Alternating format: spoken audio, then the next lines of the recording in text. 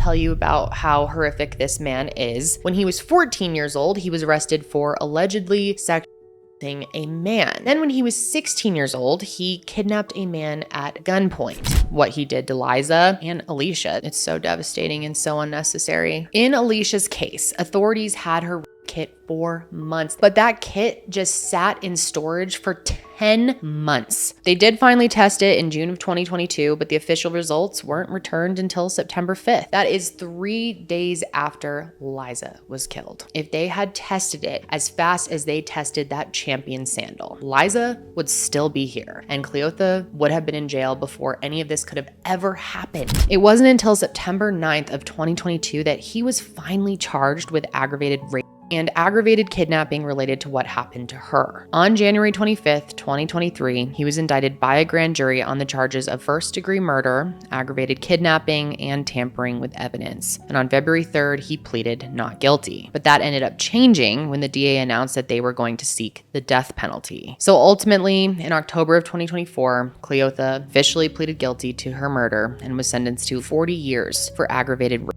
20 years for kidnapping, another 20 years for having a firearm, and life in prison without the possibility of parole. I wish this was not the reality of the world that we live in. Runners and everyone else deserves to leave their house without the fear that something horrible could possibly happen to them, that they won't make it home to their families.